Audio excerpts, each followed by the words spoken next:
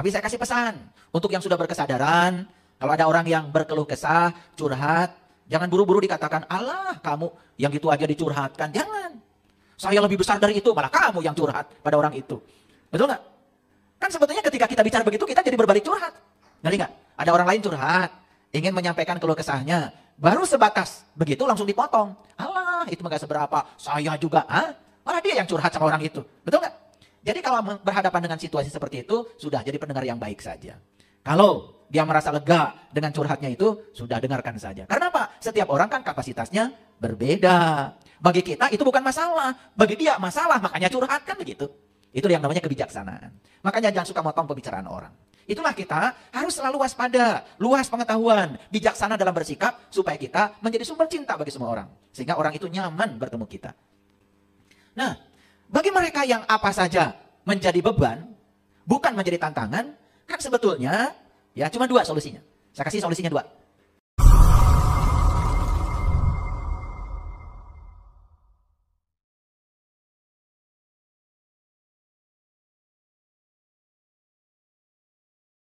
Nah, ada pertanyaan sederhana sebelum saya kajian hari ini.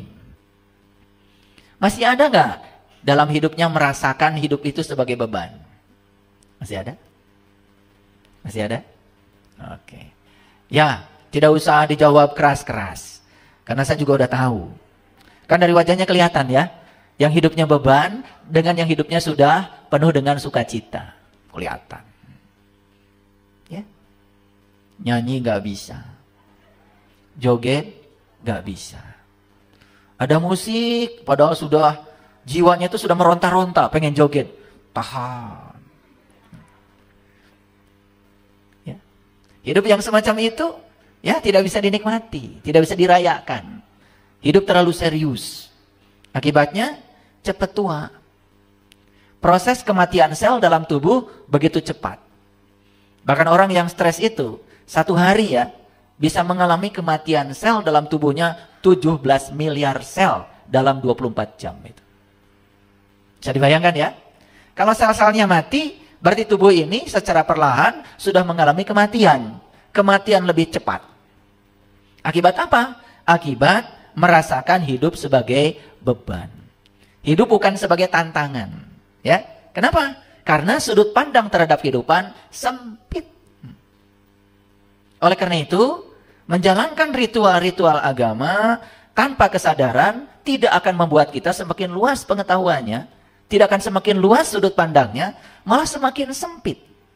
Hasil akhirnya apa? Menganggap hidup sebagai beban. Ya? Nah, jadi oleh karena itu, yang namanya beban itu kan relatif. Bagi seseorang bisa jadi beban, bagi orang lain malah tidak terasa sebagai beban. Kan tergantung dari kekuatan yang dimiliki oleh dirinya sendiri. Jadi oleh karena itu, kenapa kita penting untuk meningkatkan kualitas pikiran, kualitas kata-kata, dan kualitas perbuatan kita, supaya hidup ini adalah perayaan. Supaya hidup ini bukan sebagai beban. Hidup ini sebagai tantangan untuk selalu meningkatkan kualitas diri. Sehingga puncaknya kehidupan tentu saja mendapatkan kemerdekaan. Ya, gitu. Kira-kira itu topik kita hari ini. Oleh karena itu, izinkan saya untuk membahas bagaimana caranya supaya kegelapan itu berevolusi menjadi cahaya. Saya tidak menyebut revolusi ya, tapi evolusi. Kalau evolusi berarti tahap demi tahap. Ya, jadi tidak perlu khawatir ketika kita berjalan lambat, yang penting terus-menerus berjalan. Ulangi ya. Tidak perlu khawatir kita berjalan lambat, yang penting terus-menerus berjalan. Karena hidup itu seperti mengayuh sepeda. Kalau berhenti mengayuh, maka pasti akan jatuh. Ya? Saya sedang bikin sumur tuh di Jelekong. Sumur bor. Nah, Jelekong itu kan kawasan gunung batu. Begitu dibor 4 meter, langsung bilang tukang sumur, "Pak, aya batu." Saya cuma bilang, kan ini gunung batu.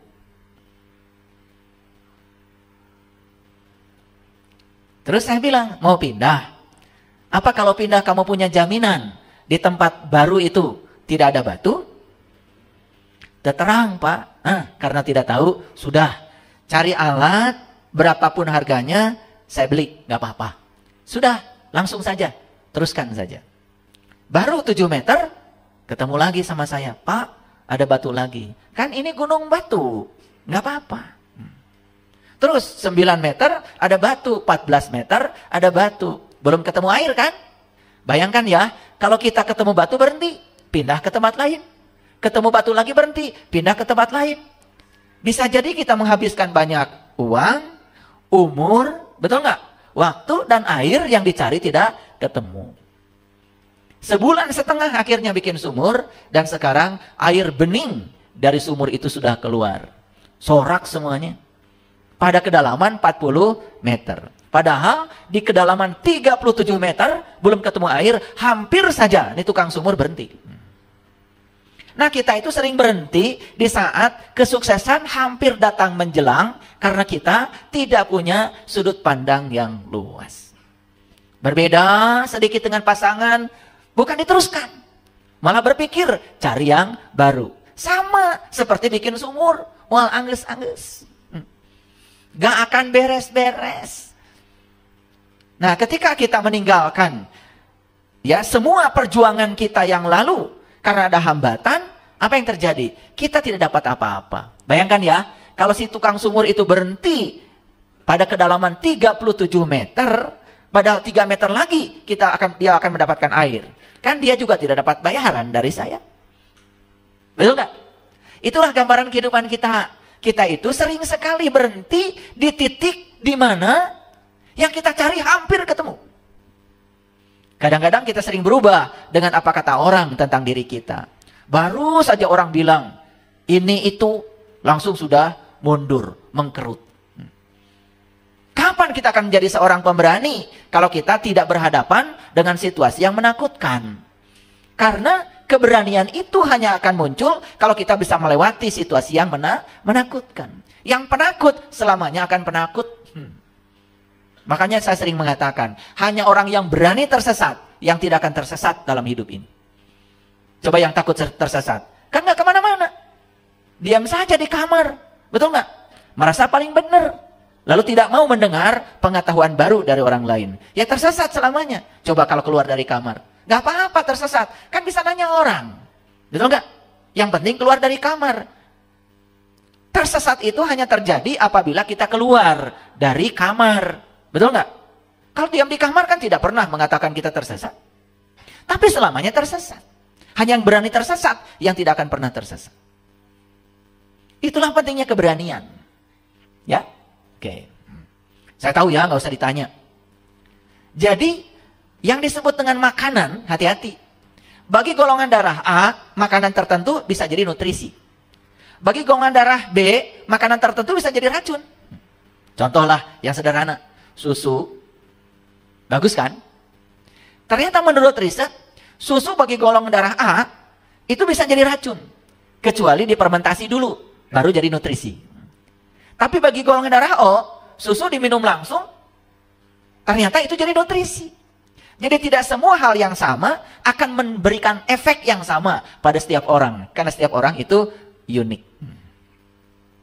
Ya, tapi saya kasih pesan. Untuk yang sudah berkesadaran, kalau ada orang yang berkeluh kesah, curhat, jangan buru-buru dikatakan, Allah kamu yang gitu aja dicurhatkan. Jangan. Saya lebih besar dari itu, malah kamu yang curhat pada orang itu. Betul nggak? Kan sebetulnya ketika kita bicara begitu, kita jadi berbalik curhat. Ngeri nggak? Ada orang lain curhat, ingin menyampaikan keluh kesahnya, baru sebatas begitu langsung dipotong. Allah, itu nggak seberapa, saya juga. Malah dia yang curhat sama orang itu. Betul nggak? Jadi kalau berhadapan dengan situasi seperti itu, sudah jadi pendengar yang baik saja. Kalau dia merasa lega dengan curhatnya itu, sudah dengarkan saja. Karena apa? Setiap orang kan kapasitasnya berbeda.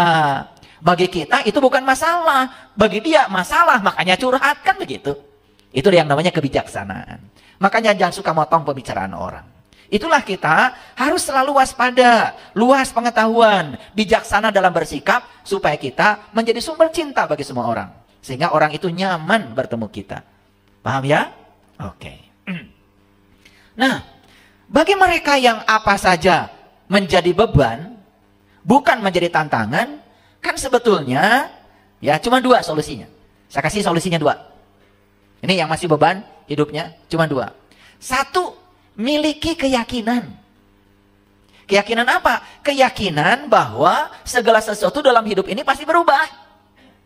Betul nggak? Makanya kan di Quran dikatakan, Inna fi khalqis samawati wal ard wa ikhtilafil laili wan nahar la ayati liulil albab. Sesungguhnya dalam penciptaan langit dan bumi dan silih bergantinya siang dan malam terdapat pelajaran bagi ulil albab. Awas ya. Pelajaran bagi ulil albab. Makanya kalau ingin menangkap pelajaran dari penciptaan langit dan bumi dan silih bergantinya siang dan malam, buru-buru jadi ulil albab sekarang. Tahu ulil albab? Ulil albab itu kata Allah, orang yang bisa mengingat Allah dalam keadaan berdiri, duduk, dan berbaring. Berarti ulil albab itu adalah orang yang sudah tahu dan kenal kepada Allah. Bagaimana caranya supaya kita tahu dan kenal kepada Allah? Kenali dirimu.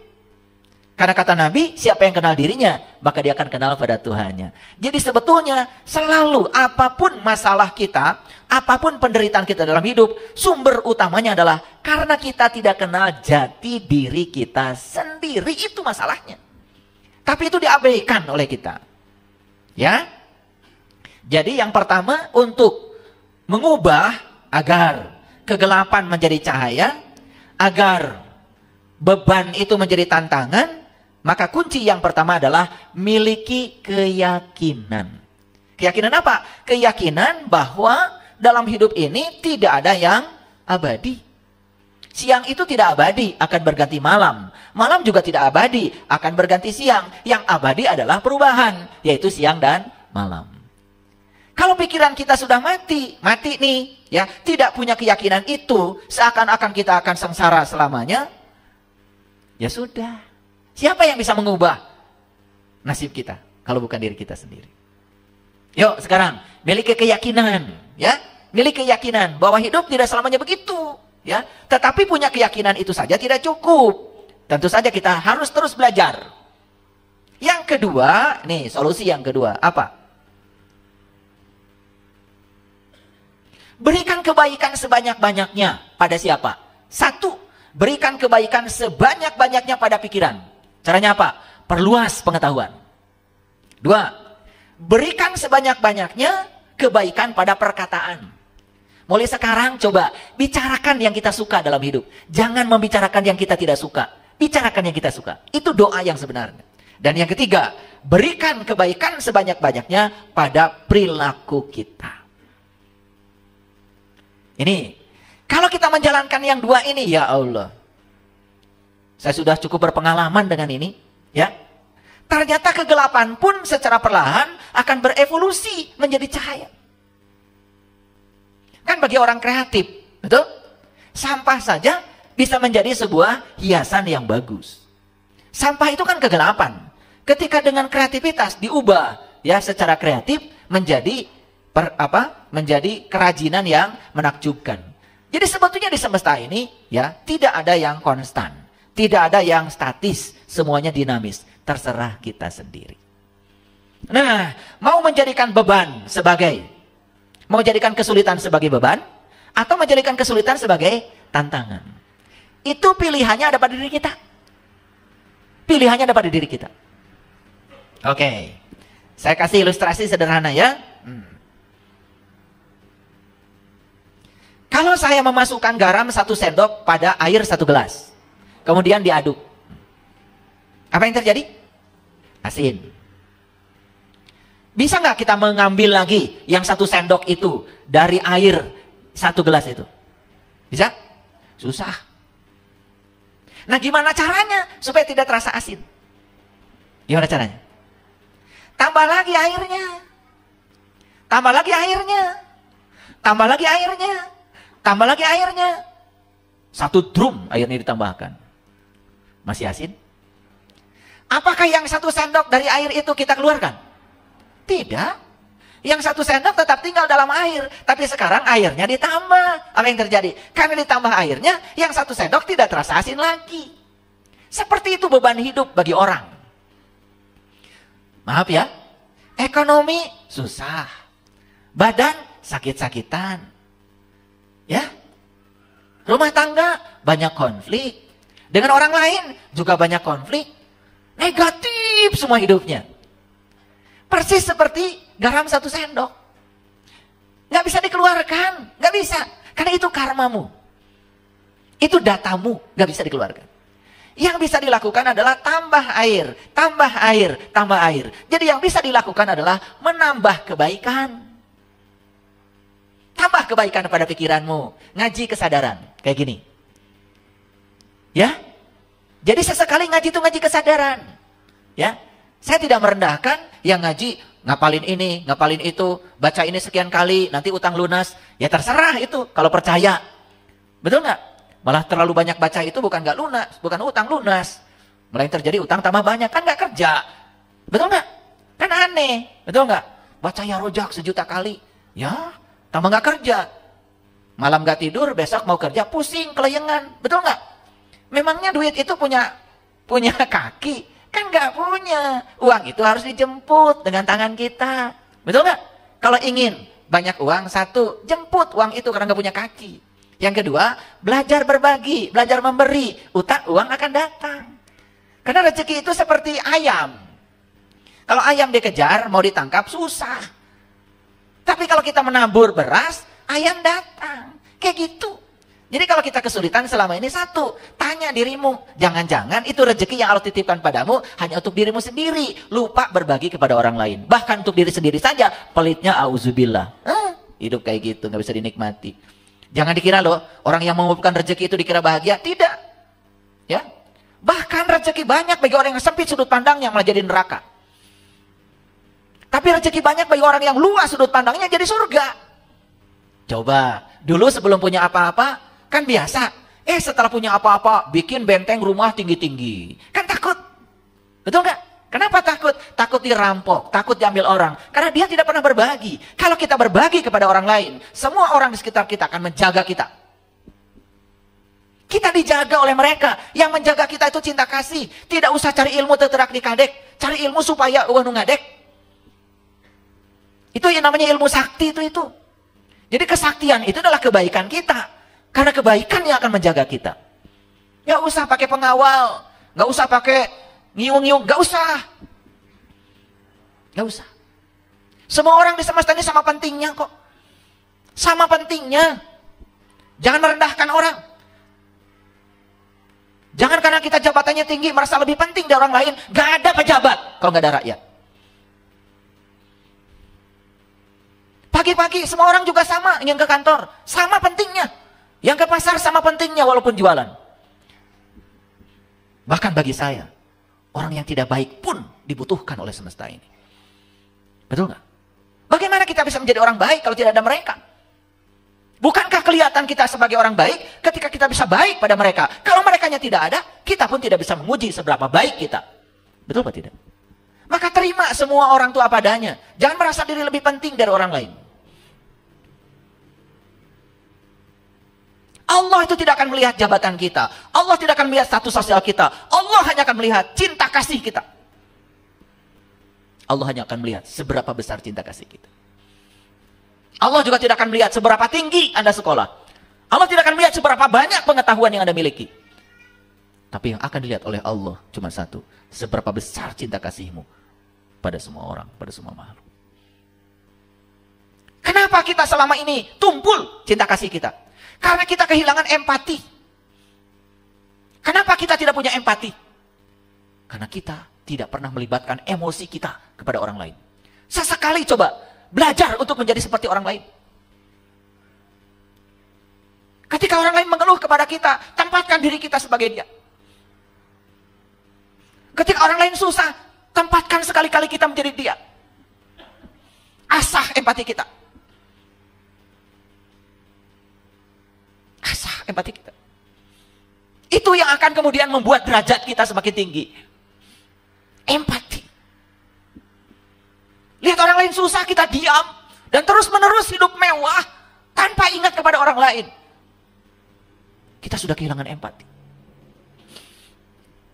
Nilai manusia terletak pada sisi kemanusiaannya.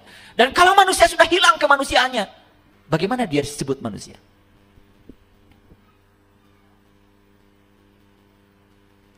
Bahkan berani merendahkan orang lain, berani menghina orang lain, mencaci maki orang lain. Ya Allah, HP ini hadirin terlalu sering digunakan untuk menghujat, rusak HP-nya. Kalau nggak jatuh. Jadi kalau lihat HP nggak mulus, itu jangan-jangan HP-nya terlalu banyak dipakai untuk menebarkan energi negatif itu. Ini hukum alam. Makanya kalau lihat orang perilakunya seperti apa, lihat aja sekarang HP-nya. Bonyok-bonyok HP-nya, itu pasti ada masalah. Saya ngomong benar loh, serius ini. Karena saya mengamati. Apapun barang, kalau dijaga dengan cinta kasih, dia tidak akan rusak. Sama seperti tubuh kita. Kalau dijaga dengan cinta kasih, kasih makanan yang layak buat tubuh ini. Kasih nutrisi yang bagus buat tubuh ini. Kasih pikiran yang bagus buat pikiran ini. Tubuh ini tidak akan sakit. Dia akan melayani kita. Jadi kalau tubuh sakit, berarti tubuh ini terlalu sering dipakai untuk melakukan sesuatu yang di luar kesenangan sang pemilik tubuh ini. Paham ya? Paham? Oke. Jadi, terserah kita. Apakah kesulitan itu menjadi beban? Apakah kesulitan itu akan menjadi tantangan? Semua terserah kita. Makanya, disitulah kita harus menambahkan. Apa tadi? Menambahkan kebaikan.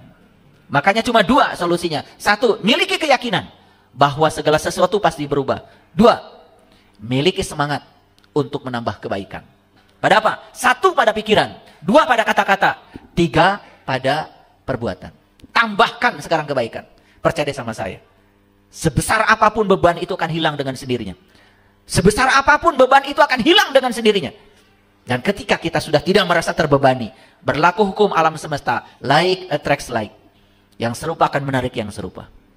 Nih, jualan kok kusut terus, ya. Modal ditipu terus. Sederhana sebetulnya, karena kitanya masih kusut. Masih kusut, ya. Masih memandang kehidupan sebagai beban, bukan kehidupan sebagai tantangan. Clear sampai sini? Nah, kira-kira itulah judul kita hari ini. Kita akan belajar mengubah kegelapan menjadi cahaya. Kita evolusikan kegelapan menjadi cahaya. Kita evolusikan beban menjadi tantangan. Dengan apa? Tambahkan pada kita kebaikan.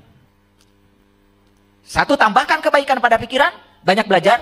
2, tambahkan kebaikan pada kata-kata, jaga mulut kita. 3, tambahkan kebaikan pada perilaku kita. Tambahkan.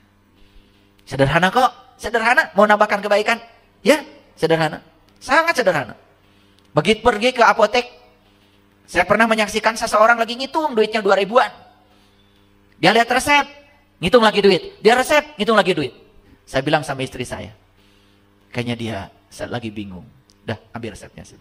Ambil resepnya. Mohon maaf ibu, boleh nggak resepnya dipinjam? Dah, sampai. Keluarlah tuh. Sekian harus bayar. Begitu mau pulang, obatnya sudah diterima. Jangan nanggung kalau nolong orang. Kasih ongkos. Nangis tuh meluk saya, meluk istri saya. Dia tidak menyangka akan ada kejadian seperti itu. Coba, bisa nggak merasakan kebahagiaan saya saat itu? Uang saya tidak seberapa dibandingkan kebahagiaan yang saya lihat dari sorot matanya orang itu. Dia mau ngasihkan uang 2.000-an pada saya. Aduh, kamu ibu mangga canak. Itu empati namanya. Empati. Coba belajar. Belajar menempatkan diri di posisi orang lain.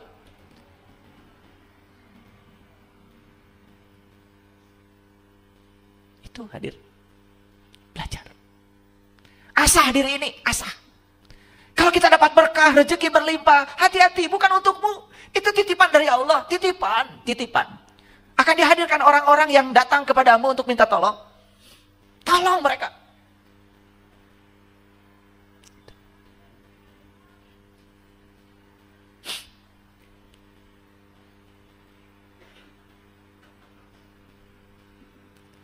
Jadi semua manusia itu sesungguhnya mewarisi benih cahaya.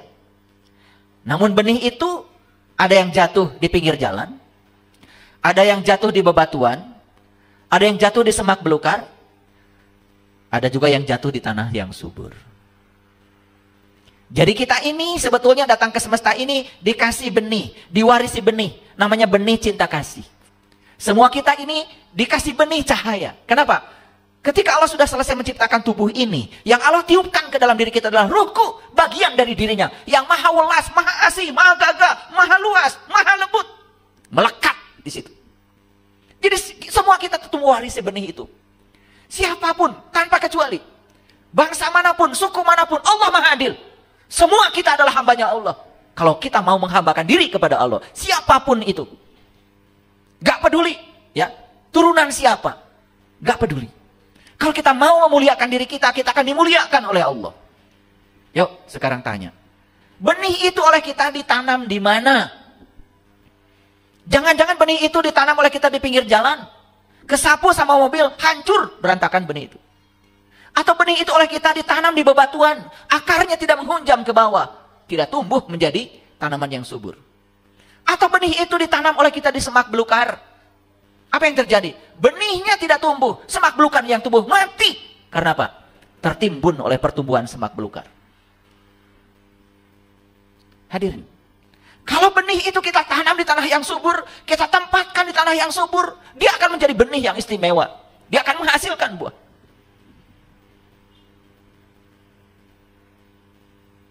Ada yang pernah menanam pohon di sini? Ada? Siapa? Acungkan tangan. Nanam pohon apa? Pak Yos? Mangga? Mangga. Sudah berbuah? Belum. Ada yang sudah nanam pohon dan berbuah? Nanam pohon apa? Pohon? Nangka? Sudah berbuah? Sudah. Nanam pohon mangka? Nangka? Buahnya? Nangka. Gak mungkin buahnya mangga. Tidak mungkin buahnya pete. Oleh karena itu, ketika habis nanam pohon mangga, siap-siap pasti panen nangka. Betul? Setelah nanam pohon nangka, panennya adalah nangka. Diambil tuh, begitu tua diambil. Begitu tua diambil. Begitu tua diambil. Begitu tua diambil, lama-kelamaan habis nggak buah nangka? Habis. Seperti itu. Kalau kita nanam sesuatu, nanam kebaikan, siap-siap kamu akan panen kebaikan. Kalau kamu nanam keburukan, kamu juga akan panen keburukan. Makanya saat panen, tanggung jawab. Ini buah tanaman saya. Petik aja terus. Petik terus. Petik terus. Lama-kelamaan habis. Betul atau tidak? Jadi semua yang terjadi dalam kehidupan kita hari ini, itu adalah buah yang sedang kita panen, akibat kita yang menanamnya. Belajar bertanggung jawab. Dan kita tidak mungkin menghindari. Saya menanamnya nangka. Saya pengennya duren. Gak mungkin. Gak mungkin.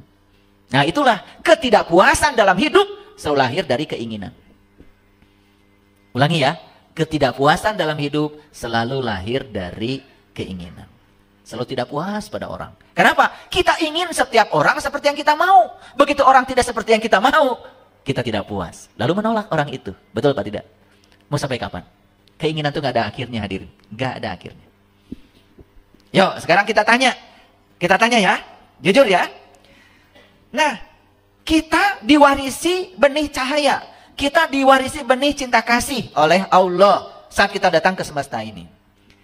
Tumbuh apa tidak benih itu? Tumbuh apa tidak? Subur apa tidak?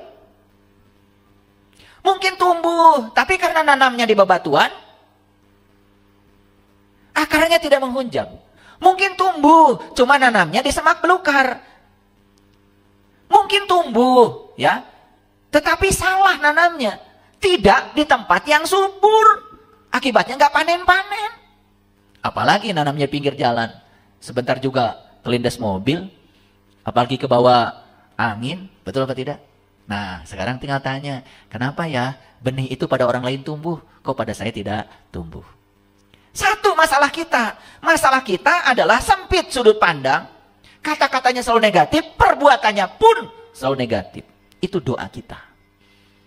Ya. Paham sampai sini? Oke, kalau paham lanjutkan ya. A'udzubillahi minasyaitonirrajim. Bismillahirrahmanirrahim. Ini Quran surat Rum. Ar-Rum ayat 19. Surat ke-30 ayat 19. Yukhrijul hayya minal mayyiti Wa yukhrijul mayyita minal hayy. Ya. Wa yuhyil ardo ba'da mautiha wa kadzalika tukhrazun. Ngerti apa tidak? Nah, karena nggak ngerti saya terjemahkan. Yukhrijul hayya minal mayyiti. Dia mengeluarkan yang hidup dari yang mati. Awas. Jadi yang hidup itu dikeluarkan dari yang mati. Ngerti apa tidak? Ngerti apa tidak? Kalau nggak ngerti saya jelaskan. Nih. Ada pohon, daunnya asalnya hijau, berubah menjadi hijau sekali, dan lama-kelamaan kuning, dan kemudian daun itu jatuh. Datang nggak sirung yang baru? Datang. Gitu gampang kok. Betul nggak? Begitu ada yang mati, pasti ada yang hidup. Gitu. Itu sehari-hari kok.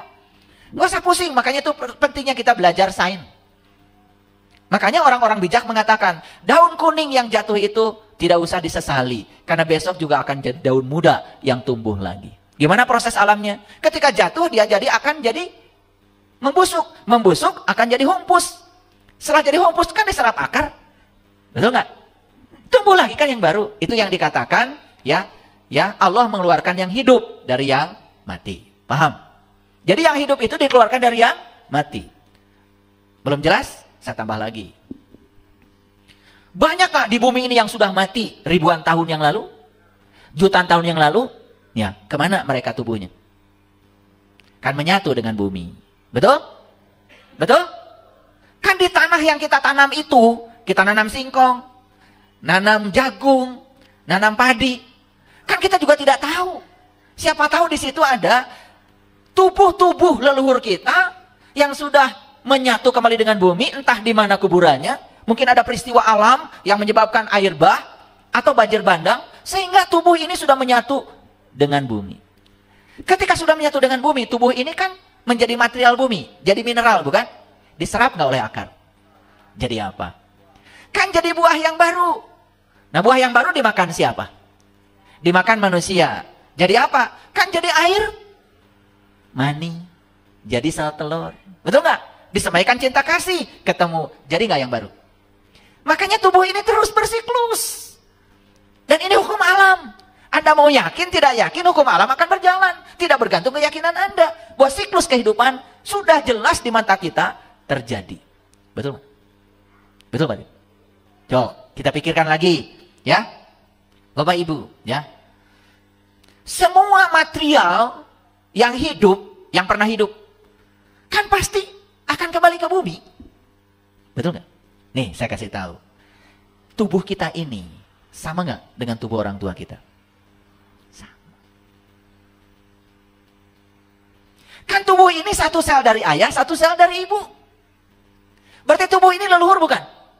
Leluhur, ini leluhur. Jadi kalau kita menghargai tubuh kita, sama dengan menghormati leluhur kita. Jarahi tubuh ini. Gimana caranya? Urus, pelihara, kasih yang pantas buat tubuh ini. Kasih baju yang bagus, kasih makanan yang bagus. Betul nggak? Ajak piknik. Diam aja. Mau piknik lebar. Rajin piknik nampar samak. Ya Allah. Kalau mau piknik jadi orang kaya. Nginepnya di hotel sekali-kali. Betul nggak? Makanya di restoran.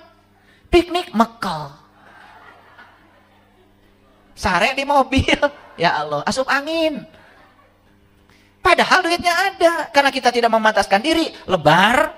Tuh. Makanya bagi orang sempit sudut pandangnya, rezeki banyak pun tetap menyusahkan. Komo atau boga duit. Betul nggak? Bagi orang yang sudut pandangnya luas, rezekinya banyak, tambah luas. Coba.